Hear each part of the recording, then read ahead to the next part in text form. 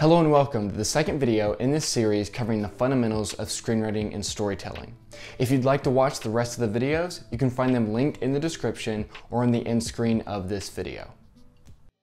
Characters create story. Memorable characters are what keep a story in our minds years after we've seen the film. But how do you actually build characters? And what should be the main focus when writing a character for a story? Today I want to explain the fundamental building blocks of creating dramatic characters, and in the next video, we'll be looking at the different types of character arcs. The most fundamental part of your characters will be their beliefs. Your character's beliefs will define everything else about them. What they believe will inform what they want. What they believe will influence how they go about getting what they want. And what they believe will create some of their strengths and weaknesses in the story. In The Matrix, Neo doesn't believe in fate or destiny, but Neo is looking for Morpheus because he is searching for the truth. Morpheus and his team are those who have found the truth about the Matrix. Morpheus believes Neo is the one who will save the humans from the machines, and he believes in helping Neo achieve this goal even if it costs him his life. In There Will Be Blood, Daniel Plainview believes in gaining wealth and power by any means necessary. He will trample anyone and anything in pursuit of what he wants. In Sicario, Kate Macer believes in the rule of law and doing everything above board. She is a moral person and follows legal structures. She believes that without these guidelines, we are just like the bad guys.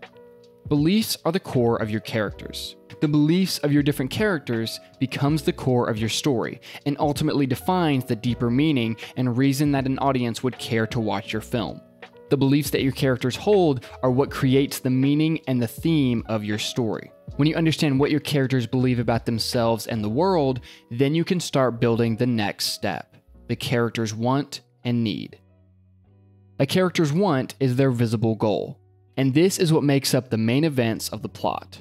The want is external, and the audience is usually aware of what a character wants. The want will stem from the character's beliefs. The character sees themselves and the world in a particular way, which creates their wants. When Neo encounters Morpheus, he has set down a new path. Neo wants to find his purpose and find the truth, so now he wants to aid in the fight against the machines. While he remains unsure about who he is and what he's supposed to do, his want is clear.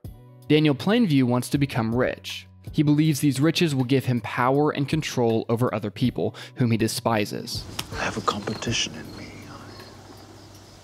I want no one else to succeed. Kate Macer wants to stop the cartel and wants to do so legally and by the book. Kate believes stopping the cartel will result in greater safety and freedom for the people that the cartel oppress. Kate believes the cartel must be stopped in a way that is upstanding and legal, because playing by the cartel's rules means that the enforcers are no better than the criminals. The want is opposed by the external forces of antagonism. In The Matrix, the agents and the machines do their best to stop Neo and his allies from getting what they want. In There Will Be Blood, Daniel's biggest antagonist is Eli Sunday, a preacher in the small western town, who opposes Daniel's control over the townsfolk. In Sicario, Kate is surrounded by antagonists and fake allies. Every main character other than Reggie opposes her and her beliefs about how to stop the cartel. These antagonistic forces are all directly opposed to the clear goal of the character. This is a major dramatic element for your story. It is extremely difficult, if not impossible, to create drama without a character who wants something. You can create a story that brings an emotional response, but you will not create a dramatic story. Plot isn't a string of random events, nor does it have to be shoving your characters into a formula so restrictive that you can't have any creative freedom. Plot simply follows the external want of the character as he or she pursues a goal. But why does your character want this thing? What do they think it will do for them? And why are they after it in the first place? When trying to understand why a character wants something, we need to look at need. A need is what the character must discover about themselves or the world to become complete, balanced, or whole. The need also comes from your character's beliefs.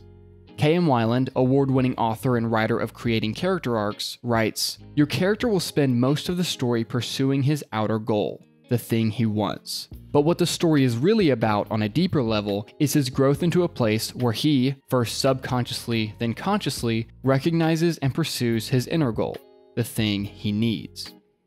The need deals with a character's internal struggle. The need comes from a false belief about the world. Weiland refers to this false belief as the lie that your character believes. This lie is what stops the character from achieving what they truly need to become complete, balanced, or whole. Neo is held back by his beliefs about himself. He doesn't believe he is the one. He doesn't believe he has the strength to fight the agents or to save Zion, and these beliefs hold him back. Kate believes that everything must be done by the book. She believes that this way works, and that there are no other alternative ways to take down the cartel. Kate also believes that the enforcers of the law are generally law-abiding, upstanding people themselves.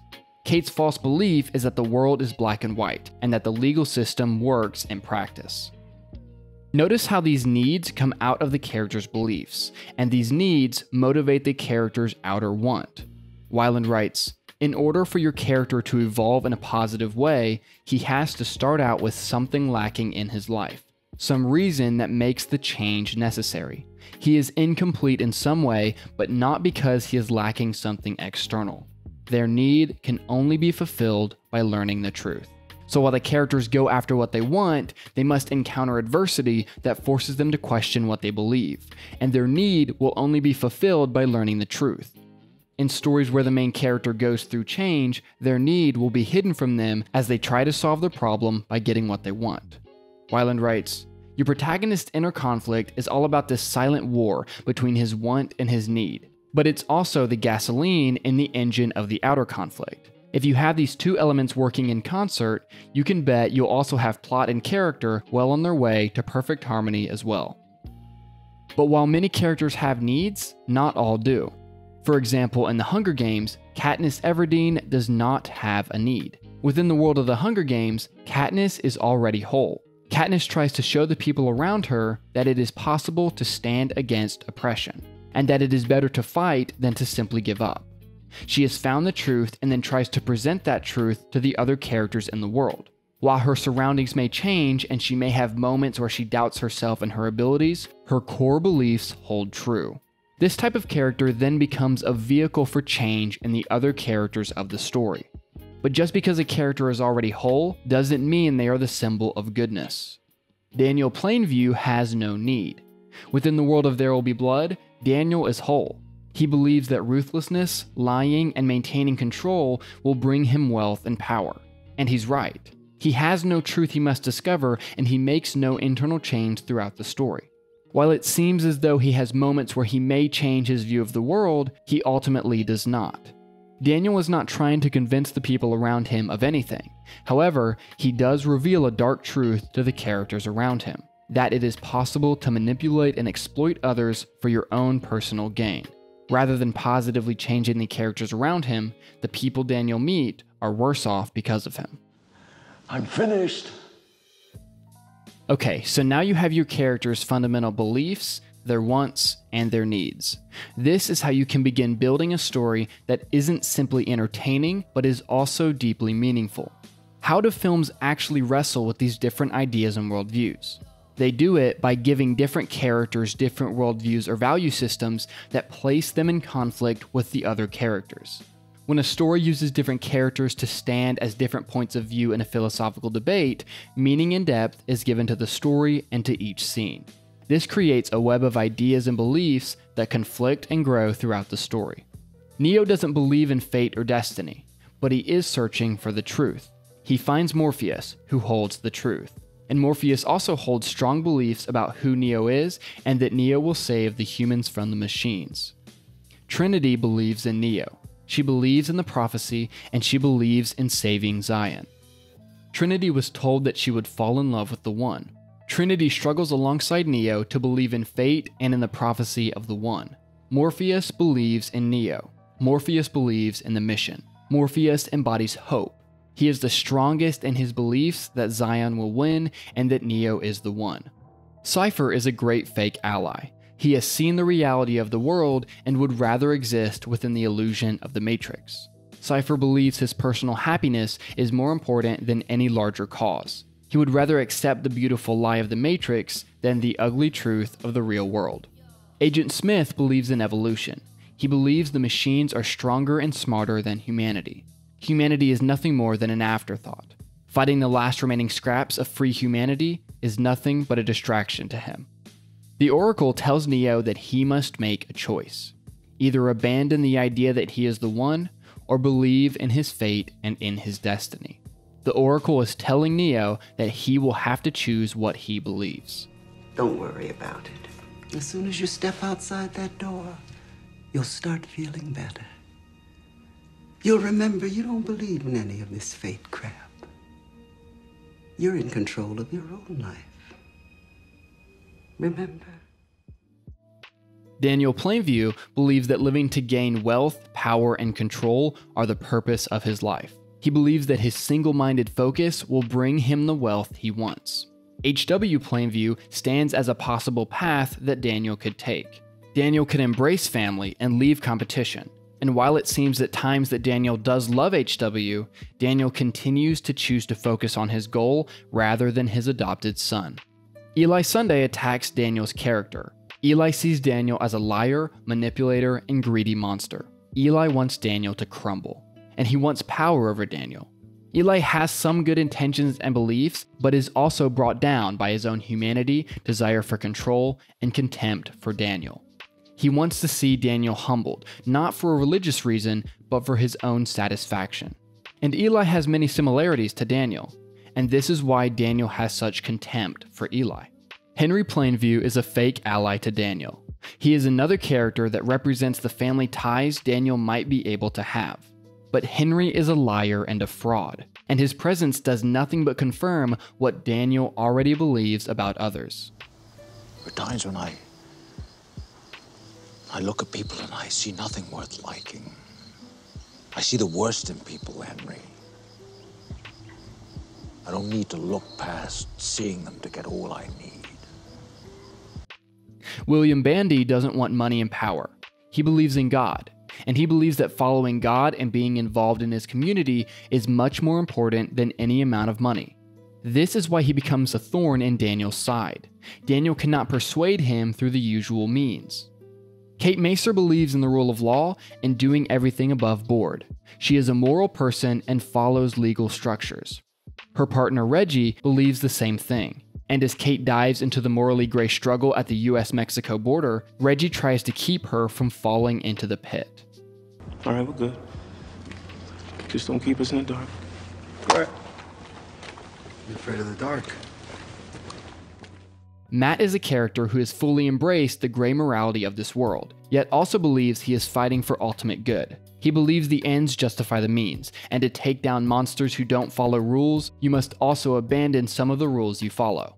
Matt believes in being pragmatic and understanding that the world doesn't always fit into a legal system made by people who are thousands of miles away. Alejandro has also embraced the gray morality, but he isn't like Matt. He only fights for himself and for revenge. Alejandro works for anyone who will point him toward the people who made him. Us. Them. Anyone who will turn him loose. Alejandro isn't concerned with drugs or who controls what city. He wants justice for his family, and he believes that justice comes by killing the man who murdered them. In each of these films, each character stands to inform and give deeper conflict to the beliefs that battle at the core of the film. The characters hold beliefs and make actions that all sit within the themes of the stories. The characters in these films don't just exist to make the world more interesting, and they don't simply exist to be allies or to simply create roadblocks for the main character. Each of the characters push the other characters and the audience deeper into the philosophical conflict at the core of the film. Finally, let's talk about getting an audience to engage with a character. Some writing books and teachers talk about writing likable characters, but likable is such an odd word that's hard to define in the context of creating characters. The real way you get audiences to engage with a character is to give them a set of beliefs that make sense from that character's point of view of the world. The audience doesn't have to agree with a character, but they must be able to understand that character's action in regards to that character's worldview. Empathy is found in understanding. In his book, The Anatomy of Story, John Truby writes, To empathize with someone means to care about and understand him. So the character's beliefs are the core of creating this empathetic connection, but there are other ways to add this connection. Another way to get an audience to empathize is to attach the audience to the elements of a character that they wish they could be or that they see themselves in. Sherlock is extremely competent and, at first glance, seems to be able to hold people at a distance without getting emotionally attached to them. These elements engage us with a character early on. His high competence is admirable and something we wish we could do. Not only that, but his ability to hold people at a distance may not be a healthy way to live, but it's something that many people wish they could do to avoid being hurt. This unhealthy element of Sherlock can engage the audience with the character because it can be something we sometimes wish we could be. Gangsters are appealing because of their power and control over their world. When you see Don Corleone in The Godfather surrounded by his men, or Henry in Goodfellas walking through a club and getting special treatment, it's easy to crave that kind of power and attention. And this can engage us with the character. We may not agree with their methods of gaining power, attention, and status, but we can't help but be drawn to it. And there are some characters that do absolutely nothing to win our love, like the Joker, but end up doing it anyways. How? At first glance, the Joker is intelligent, strategic, funny, and seems to be indifferent to the world around him. His indifference can resonate with the darker elements of our psyche, the parts of us that wish we could just stop caring about anyone except ourselves. But what's most important is that the Joker engages the audience on a philosophical level. The Joker doesn't want chaos just because he enjoys it. He is trying to imprint his belief system onto Gotham and prove to Batman that his way of viewing the world is correct. See, their morals, their code, it's a bad joke. Dropped at the first sign of trouble. They're only as good as the world allows them to be.